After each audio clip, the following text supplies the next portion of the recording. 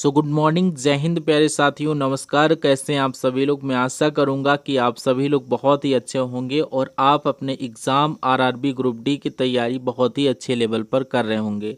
तो साथियों, आज का अपना जो ये क्लास है ये वेरी मोस्ट इम्पॉर्टेंट है आप सभी के लिए, क्योंकि आज के इस क्लास में हम लोग रेलवे ग्रुप डी एग्ज़ाम 2026 जो कि आपका 3 अगस्त से स्टार्ट है उसके लिए वेरी मोस्ट इम्पॉर्टेंट क्वेश्चंस लेकर आए हैं। और ये सभी वो क्वेश्चन है जहां से आपके एग्जाम में सबसे ज़्यादा पेपर में क्वेश्चन पूछे जाते हैं। तो भाई मेरे, आप सभी लोग इस क्लास को बहुत ही ध्यान से वॉच करिए और इस क्लास में दिए जाने वाले एक एक क्वेश्चंस को बहुत ही अच्छी तरीके से याद कर लें। इस क्लास में हम लोग पूरे 40 क्वेश्चंस को कंप्लीट करवाएंगे और अगर आप इसमें से 15 भी क्वेश्चन सही कर लेते हैं तो मान के चलिए आपकी तैयारी बहुत ही अच्छी है। तो चलिए स्टार्ट करते हैं। फर्स्ट नंबर क्वेश्चन आपकी स्क्रीन पर आ चुका है। बहुत ही ईमानदारी से एक एक क्वेश्चंस का करेक्ट आंसर करते हुए चलना। तो चलिए हम लोग सेशन को स्टार्ट करते हैं। फर्स्ट नंबर क्वेश्चन में आपसे पूछ रहा है, निम्नलिखित में से कौन सा जीवाणु द्वारा होने वाला रोग है। सभी लोग बताओ, बैक्टीरिया के द्वारा होने वाला रोग इन ऑप्शंस में से कौन सा है। तो आप लोग यहाँ पर 6 रोग, इसको हम लोग टीबी बोलते हैं। करेक्ट आंसर आपका ऑप्शन नंबर बी बनेगा। इसी तरीके से अगर आपसे एग्जाम में पूछा जाए 6 रोग दिवस कब मनाते हैं तो याद कर लेना, 24 मार्च को हर साल हम लोग 6 रोग दिवस मनाते हैं। और नेक्स्ट नंबर क्वेश्चन आपकी स्क्रीन पर, आप सभी लोग करेक्ट आंसर बताइए। कह रहा निम्न में से कौन सा जीव प्रोकैरियोटिक है। यहाँ पर ये पूछा जा रहा है ऐसा कौन सा जीव है इन ऑप्शंस में से जो प्रोकैरियोटिक है। तो यहाँ पर आप लोग बताओगे कि बैक्टीरिया जो है ये प्रोकैरियोटिक है। ऑप्शन नंबर सी बिल्कुल सही आंसर आपके क्वेश्चन का बनेगा। और नेक्स्ट क्वेश्चन देखिए, थर्ड नंबर क्वेश्चन में पूछ रहा है, निम्नलिखित में से कौन सा जीव प्रोटिस्टा जगत का सदस्य है। ऑप्शन में आपका मशरूम, अमीबा दिया गया है जो कि बिल्कुल सही आंसर बनेगा। अमीबा को लॉक कर दीजिएगा। यहाँ पर आप लोग ये कमेंट कर सकते हैं कि ईस्ट में अलैंगिक जनन किसके द्वारा होता है या हाइड्रा में अलैंगिक जनन किसके द्वारा होता है। सभी लोग कमेंट बॉक्स में बताइए। नेक्स्ट फोर्थ नंबर क्वेश्चन में पूछ रहा है, जीवित कोशिका का सर्वप्रथम अवलोकन किसने किया था। अगर सर्वप्रथम अवलोकन की बात किया जाए मेरे प्यारे साथियों तो यहाँ पर आप लोग एंटोनी वॉन ल्यूमेनहॉक को करेक्ट आंसर कर दीजिएगा। Option number C right answer है। नेक्स्ट क्वेश्चन आपसे पूछा जा रहा, कोशिका सिद्धांत का प्रतिपादन किसने किया था। अगर आपसे पूछा जाए तो क्या बताओगे। सभी लोग देखो करेक्ट आंसर बताओ, कोशिका सिद्धांत का प्रतिपादन किसने किया था मेरे भाई। यहाँ पर आप लोग 5 का करेक्ट आंसर अगर आप लोग स्लाइडन यमस्वान के साथ कर रहे हो जो कि बिल्कुल सही आंसर बनेगा। ऑप्शन नंबर ए के साथ जो भी स्टूडेंट हैं बिल्कुल सही आंसर है। नेक्स्ट देखिए, 6 नंबर क्वेश्चन में पूछ रहा, कोशिका झिल्ली किस प्रकार की झिल्ली होती है। तो यहाँ पर बताओ ये किस प्रकार की झिल्ली होती है। लेकिन उससे पहले अगर अभी तक आपने इस सेशन को लाइक नहीं किया है तो एक बार इस सेशन को लाइक कर लें और पहली बार जुड़ रहे हैं तो प्लीज़ चैनल को भी सब्सक्राइब कर लें। और आप लोग भूल जाते हैं कि लास्ट में कर लें, नहीं आप अभी कर लें जल्दी से, क्योंकि यहाँ पर पढ़ाने में और भी ज़्यादा हमें मोटिवेशन मिले। चैनल को सब्सक्राइब करते हुए चलिए, सेशन को लाइक करते हुए चलिए। जितना आप अपना सपोर्ट दिखाएंगे उतना ही हम आपके लिए क्लासेस अच्छी अच्छी लेकर आएंगे। तो यहाँ पर आपका करेक्ट आंसर जो बनेगा अर्ध पारगमय झिल्ली। ऑप्शन नंबर सी बिल्कुल सही आंसर बनेगा। नेक्स्ट क्वेश्चन में कह रहा है, पादप कोशिका में कोशिका भित्ति किस पदार्थ में बनी होती है। अगर आपसे पूछा जाए ये किस पदार्थ की बनी होती है तो आप लोग सेलुलोज नामक पदार्थ सुने होंगे। Correct answer option number B बनेगा। और इस क्लास में ओवरऑल साइंस के ही क्वेश्चंस रखे गए हैं, इसलिए आप लोग याद जरूर कर लेना। नेक्स्ट क्वेश्चन में कह रहा है, निम्नलिखित में से कौन सा कथन सही है। इन ऑप्शंस में से देख करके करेक्ट आंसर बताइए। तो यहाँ पर आप लोग देखेंगे कि पौधों की कोशिका में कोशिका भित्ति होती है, ये आप लोगों ने पढ़ा होगा जो कि बात बिल्कुल सही है, इसलिए ऑप्शन नंबर बी बिल्कुल सही आंसर बनेगा। नेक्स्ट 9 नंबर क्वेश्चन में कह रहा, पौधों में भोजन का संचय मुख्यतः किस ऊतक में होता है। भोजन का जो संचय होता है मेरे भाई ये किस ऊतक में होता है तो ये होता है आपका parenchyma. Correct answer option number A बनेगा। 9 का करेक्ट आंसर ऑप्शन नंबर ए के साथ। 10 नंबर क्वेश्चन को आप सभी लोग देखिए, कह रहा है पौधों में जल एवं खनिज लवण का परिवहन किसके द्वारा होता है। कई बार मैंने बताया है कि पौधों में जल एवं खनिज लवण का जो परिवहन है ये किसके द्वारा होता है। तो यहाँ पर आप लोग जाइलम के द्वारा करिएगा। अगर भोजन का परिवहन पूछे देन आफ्टर आप लोग फ्लोएम को करते, इसलिए करेक्ट आंसर आपका यहाँ पर जाइलम ही बनेगा। नेक्स्ट क्वेश्चन आप लोग देखिए, कह रहा है जाइलम एवं फ्लोएम किस प्रकार के ऊतक हैं। जाइलम एवं फ्लोएम ये किस प्रकार के ऊतक हैं अगर आपसे पूछा जाए तो याद कर लेना, ये आपके जटिल स्थायी ऊतक होते हैं। करेक्ट आंसर ऑप्शन सी बनेगा। 12 नंबर क्वेश्चन आप लोग देखिए, कह रहा है रक्त का लाल रंग किसके कारण होता है, सभी लोग बताओ। तो यहाँ पर ये क्वेश्चन कई बार कई एग्जाम्स में पूछा गया है कि रक्त का जो लाल रंग होता है वो किसके कारण होता है। तो याद कर लेना, ये हीमोग्लोबिन के कारण होता है। Correct answer option number B बनेगा। और नेक्स्ट क्वेश्चन देखिए, यहाँ पर पूछ रहा है शरीर का संतुलन बनाए रखने का कार्य कौन करता है, मस्तिष्क का पार्ट। तो यहाँ पर आप लोग सेरिबेलम नामक पदार्थ के साथ करिएगा। सेरिबेलम नामक भाग होता है, ये आपके संतुलन बनाए रखने का कार्य करता है। Right answer option B. Next, शरीर को सर्वाधिक ऊर्जा कौन सा पोषक तत्व प्रदान करता है, इन ऑप्शंस में से बताइए क्या राइट आंसर बनेगा। तो शरीर को सर्वाधिक ऊर्जा जो है कौन सा तत्व प्रदान करता है, 14 नंबर क्वेश्चन का करेक्ट आंसर आप लोग यहाँ पर वसा के साथ कर दीजिएगा। इंग्लिश में इसको फैट बोलते हैं। Option number B correct answer है।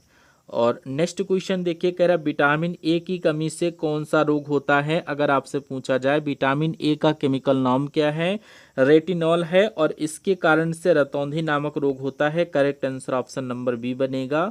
और नेक्स्ट क्वेश्चन देखिए, कह रहा है स्कर्बी किस विटामिन की कमी से होता है। स्कर्बी की बात किया, स्कॉर्बिक एसिड होता है, विटामिन सी के साथ कर दीजिएगा। विटामिन ए की कमी से कौन सा होता है आप लोग बताइए, रतौंधी नामक। विटामिन बी1 की कमी से क्या होता है, सभी लोग बताओ। और क्वेश्चन का करेक्ट आंसर बताइए कि निम्नलिखित में से कौन सा सही सुमेलित है। यहाँ पर दिया कि विटामिन ए की कमी से स्कर्बी, जो कि गलत दिया गया, यहाँ पर रतौंधी नामक रोग होता है। विटामिन सी की कमी से स्कर्बी होता है, ये भी गलत दिया गया है। विटामिन डी की कमी से रिकेट्स होता है, बिल्कुल सही है। विटामिन के की कमी से रक्तस्राव होता है, लेकिन यहाँ पर बेरी बेरी दिया गया है, लेकिन यहाँ पर आप लोग करेक्ट आंसर ऑप्शन सी के साथ कर दीजिएगा। नेक्स्ट क्वेश्चन में कह रहा मलेरिया रोग किसके कारण फैलता है। अगर मलेरिया वाला रोग पूछा जाए तो मादा एनाफ्लीज मच्छर के साथ कर दीजिएगा। Correct answer option C. और नेक्स्ट क्वेश्चन देखिए, कह रहा डेंगू रोग किस मच्छर के काटने से फैलता है। आखिरकार आपके एग्जाम में पूछ लिया जाए तो आपको पता होना चाहिए।